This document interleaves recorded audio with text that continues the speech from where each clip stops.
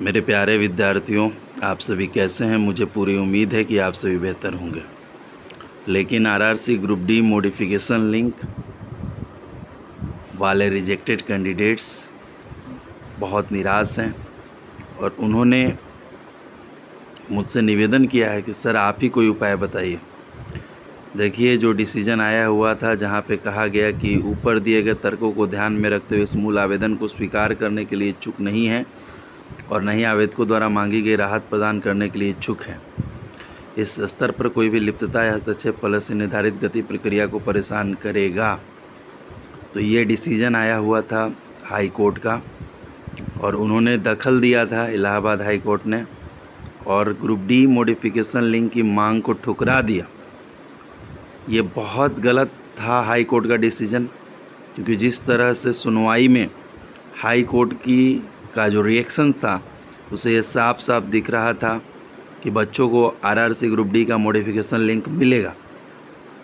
लेकिन कुछ तो कमियां हुई होंगी, कुछ तकनीकी कमियां हुई होंगी, कुछ एडवोकेट की तरफ से कमियां हुई होंगी, जिसकी वजह से मॉडिफिकेशन लिंक मिलते मिलते रिजेक्ट हो गया। आप देख सकते हैं कि पेपर क्लिपिंग में भी कैट ने समर्थन किया था ग्रुप डी के मॉडिफिकेशन लिंक के लिए, बच्चों का समर्थन किया था, बच्चों के साथ थे। उन्होंने पूछा था कि पासपोर्ट से भी ज़्यादा कठिन प्रक्रिया क्यों। तमाम तरह के अखबार, तमाम तरह की संस्थाएं, सब कोई आपके साथ था, मैं भी आपके साथ था। पंकज सर हमेशा आपके साथ रहे, लगातार आपको मोटिवेट किया। लगातार जब भी आप विपत्ति में थे, कोई मॉडिफिकेशन लिंक की बात नहीं कर रहा था, उस समय पंकज सर ही थे जिसने आपको मोटिवेट किया और ये मिलने वाला था। लेकिन कुछ तकनीकी गलतियों की वजह से एडवोकेट जो आपके वकील थे, शायद उनसे कहीं कुछ चूक हुई है।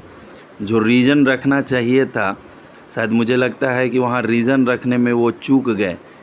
शायद पेपर क्लिपिंग में कहीं पे एक रीज़न रखा गया था, बहुत ही तकनीकी रीज़न वो बताया गया कि स्क्रूटनी जो है छोटे चीज़ों की नहीं होनी चाहिए। ये जहाँ तक एक अच्छी दलील नहीं लगती है।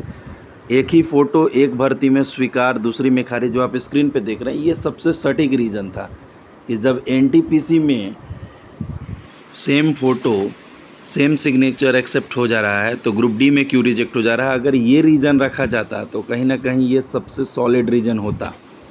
लेकिन जिस तरह का तर्क आपके वकील ने रखा है वो बहुत ही निम्न दर्जे का ये दलील है, जिसकी वजह से आपका फॉर्म रिजेक्ट हुआ है। जिसके वजह से आप डिसीजन आपके पक्ष में नहीं गया है। तो अब आपके पास विकल्प क्या है? विकल्प एकमात्र एक है और वो है सुप्रीम कोर्ट का दरवाज़ा खटखटाना। तमाम बच्चे जो इस द्विधा से जूझ रहे हैं, उनके पक्ष में फैसला नहीं गया है, लंबी लड़ाई लड़नी पड़ी है, मेरी समझ से उनको सुप्रीम कोर्ट का दरवाज़ा खटखटाना चाहिए। तमाम पिटिशनर्स को एक साथ होकर एक अच्छा वकील कर सुप्रीम कोर्ट का दरवाज़ा खटखटाना चाहिए। मैं हमेशा आपके साथ था, हमेशा आपके साथ हूँ और हमेशा आपके साथ रहूँगा। ठीक है, मैं आपके साथ भावनाओं से जुड़ा हुआ हूँ और मैं हमेशा आपकी मदद करने के लिए तैयार हूँ। तो आपके पास केवल और केवल एक विकल्प है, सुप्रीम कोर्ट, और आपको देरी नहीं करनी होगी। सारे पिटिशनर्स एक साथ जाएं, पैसे इकट्ठे करें और एक अच्छा वकील करें और उस वकील को कहें कि वो सुप्रीम कोर्ट में याचिका दायर करें और आप स्ट्रॉन्ग रीज़न दें कि आखिर एनटीपीसी जैसी परीक्षा में सेम फ़ोटो सेम सिग्नेचर होने पे एक्सेप्ट हो जाता है, ग्रुप डी में रिजेक्ट क्यों होता है। जैसे एक ही फ़ोटो एक भर्ती में स्वीकार, दूसरी में खारिज। तो आरआरसी मॉडिफिकेशन लिंक पाने का ये अंतिम तरीका है। इसे ध्यान से सुन लीजिए, वरना सब कुछ खत्म हो जाएगा, क्योंकि इतनी बड़ी वैकेंसी आपको फिर आने वाले समय में नहीं मिलेगी। मैं बार बार आपके साथ था, अभी भी साथ हूँ और कहूँगा कि सुप्रीम कोर्ट का दरवाज़ा खटखटाइए, न्याय ज़रूर मिलेगा।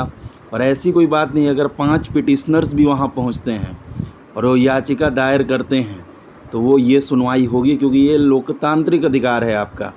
लड़ाई आपकी है, पंकज सर आपके साथ हैं। अगर कोई वित्तीय सहायता हो तो आप मुझसे ज़रूर बोल सकते हैं, मैं करने के लिए तैयार रहूँगा। इतना तो मैं कर सकता हूँ। चैनल को ज़रूर सब्सक्राइब करें। Thank you.